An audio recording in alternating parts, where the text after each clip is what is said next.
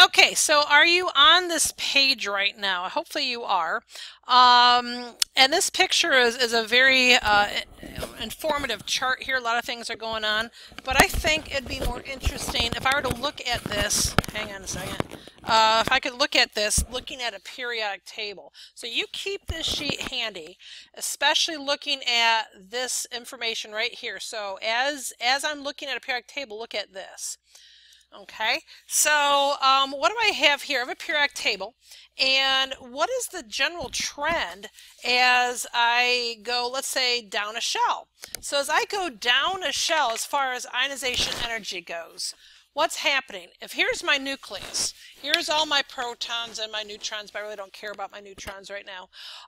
What's happening as I go down the group here? I'm getting more and more and more energy shells. Okay, so if I go down a group, you have more shells. So electrons are further away from the positively charged nucleus. Do you remember Coulomb's law? E equals K Q1 Q2 over R. What happens when R gets big? The potential energy gets small. What's happening to attraction? The further away you get, the lower the attraction.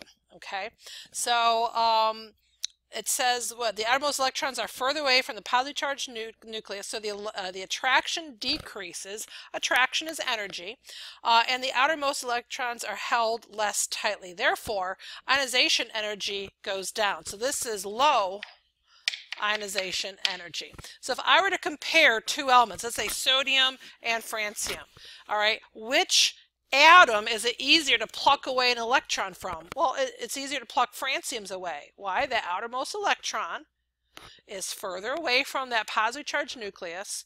Therefore, I'm going to have lower attraction because of Coulomb's law, and I'm going to have a less tightly held, there we go, electron, so it doesn't take nearly as much energy to remove that outermost electron. So what's the trend going across the period? What if I'm going to go this direction? Okay, well, what's happening here is you go across the period, what's happening?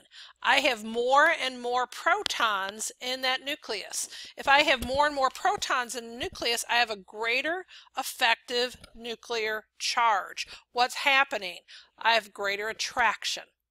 As you know, if I have greater attraction, number one, the radius goes down. I have a smaller radius. If radius goes down, attraction is going to go up. But, you know, besides that, those electrons are going to be held more tightly. Therefore, it's going to be harder to remove. So ionization energy is high. So putting these two thoughts together, which element has the lowest ionization energy? Francium. Which element has the greatest ionization energy? Helium. Okay, so let's go back and look at this page right here. Does this say the same thing? Which element has the highest ionization energy? Right here, there's helium. Okay, I know we stopped at rubidium, but I think you can see the progress of your alkali metals. Are they going down in that trend? So francium would be the smallest. Okay, so that general trend works. Okay, as you go across the period, ionization energy goes up. There's going across the period. Notice that this gets a little murky. Well, what's happening here? You have the D shell in there. But what's happening as you go down the group? This is what's happening. As you go down the noble gas group, this is what's happening. It's easier to remove that outermost electron. All right, so let's look at problem number one. On the basis of periodic trends, determine which element in each pair has a higher ionization energy, and it says if possible. All right, there's one case where you really can't tell. Okay, and we're going to come up with that, so don't worry. What you need to look at is it in the same group or in the same period or neither.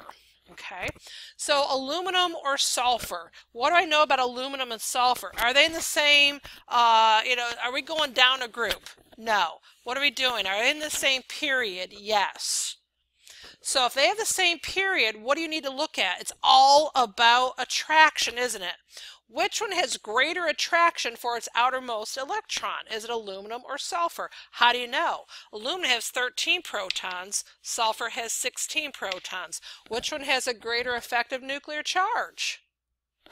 Sulfur does. So if sulfur has a greater effective nuclear charge, it's going to have a higher attraction. Therefore, it's going to have the higher ionization energy. Okay, let's look at arsenic and antimony. Will you find those on your periodic table? Are they in the same group or are they in the same period or neither? Well, in this case, they're in the same group. So which one has a higher attraction for its outermost electron? The one with fewer shells, the one that's closer to its nucleus. So this would be your answer, arsenic. Okay, I think it's arsenic. Did I pick the right one? Yes, I did. Phew. Okay, well, what about the next one? You're looking at nitrogen or silicon. Are they in the same group? No. Are they in the same period? No. Well, let's kind of see where they are. Here's nitrogen.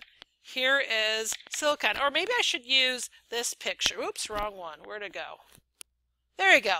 Here is nitrogen. Here is silicon. Okay, it's a win-win situation here. Which one's further to the right? Nitrogen is. Which has fewer shells? Nitrogen does. So it's a win-win. It's both. It's further to the right, so it has a greater effective nuclear charge in a sense. It has fewer shells, so obviously nitrogen has the greater attraction. Where'd it go? For its electrons. Where am I here?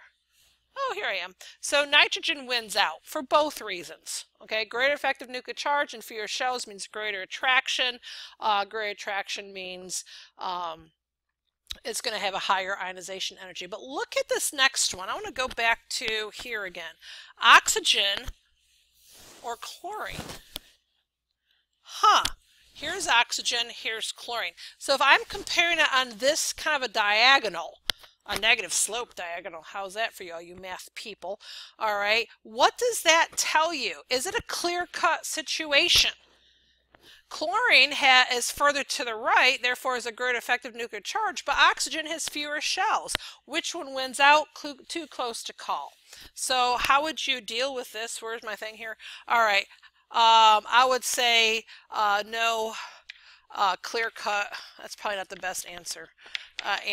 Or it's not, how about this? Probably better, not possible to determine.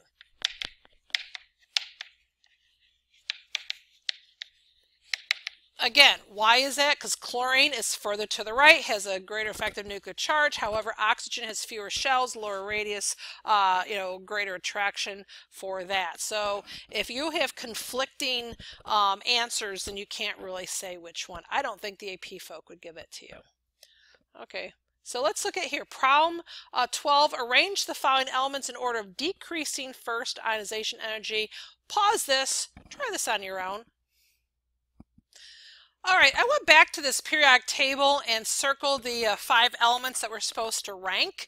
Hopefully you can kind of see there how this works. So from order of decreasing ionization energy, so which is by far the one that is hardest to remove? Well, think about our trends. That helium has the greatest ionization energy of all. Okay, why? Because it has the fewest shells and the most protons. So which one do you think is going to be the greatest here? I think it's going to be fluorine. Why? Because it has the fewest shells and it has the greatest effective nuclear charge. Win-win. What about my next one? Well, it's going to be probably either silicon or sulfur. What do you think? Well, they're both in the same shell. So which one will have a greater effective nuclear charge? And that's sulfur. Okay, so now it's not too much of a contest here between calcium and rubidium. Calcium has, in a sense, a greater effective nuclear charge than rubidium does, and it has fewer shells. Therefore, rubidium has the least of ionization energy. So hopefully you got something like that. Now go back and look at this page here. Okay, flip the page back, and we notice we have some exceptions to the rule. Okay, do you see the dip right here? Okay, so this is lithium, beryllium. This is boron, nitrogen, oxygen, and then there's another little dip. All right, after oxygen would be, did I miss something? So boron, carbon, nitrogen. I'm sorry. Let's try this again. Boron is right here. Here's boron, nitrogen. I'm sorry, carbon. There we go, nitrogen. Then it dips down to oxygen, fluorine, and then neon. So the question is, why is there a dip? Here is nitrogen. No, yeah, here's nitrogen. Here's oxygen. Why is there that dip there? Okay, so let's go back to the question again. And let's look at the orbital node diagram here. So here's helium.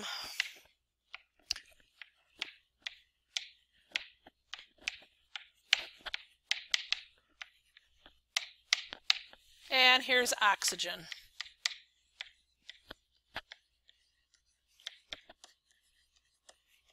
Oxygen has 4. Okay, so why is it actually easier to remove oxygen than the nitrogen? That seems counterintuitive. We just said that fluorine was greatest from the problem above. Well, look what happens if I remove that electron. Okay, what do you notice that remains? I have a half-filled shell. There is stability in this half-filled shell. Okay, but what if I remove this one? I decrease that stability of that half-filled shell. So how would I explain that? Well, what do you notice right here?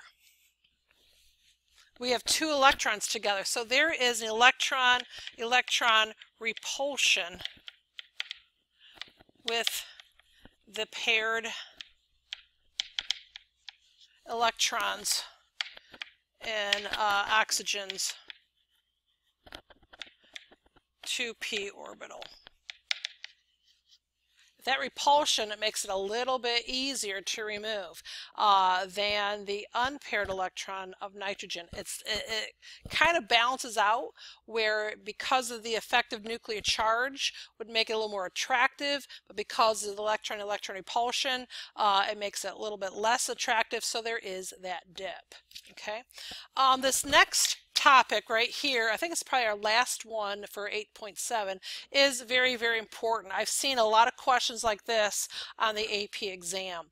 They're looking at these successive ionization energies. So if we're doing Na, which you have 1s2, 2s2, 2p6, 3s1. What am I doing here? I'm going to remove this outer electron that's 496 kilojoules per mole. Then what? I'm taking the 1s2, 2s2, and then 2p6, and I'm removing 1 to get 2p5. Well, look at the jump here. Okay, why does it take so much energy? Well, I'm breaking up a filled shell. Okay, I'm breaking up that stability. I have greater attraction for that, and so it's going to take that much more energy. And then to remove even the next one, so I'm going to have, remove that electron here, and I'm going to have 2p4. So why is it even more energy? Well, because I have a greater effective nuclear charge. I still have 11 protons, and only 10 electrons. Is going to be hard to remove that next electron. Okay, so notice that the energy keeps increasing. But notice where the biggest jump is between 1 and 2. That's where the biggest jump is. But look at magnesium. So if I have 1s2, 2s2, 2p6, 3s2, in order to remove 1 electron, I still have 3s1. It took some energy, it took more than sodium's energy, because I have a greater effective nuclear charge. But look what happens next. I'm going to remove the next electron, and I'm going to remove it. What do I have? I've removed the entire third energy shell. So that's not taking a whole lot more energy. But if I try to remove yet another electron, oh no, look what's happening. This is a huge jump right here. So it's energy favorable to remove 2, but it's pretty much energy impossible to remove 3. Oh my goodness, I thought I could finish up here. I have just a little bit more, so you probably have a few more minutes of the next one to go here. I'll see you in a minute.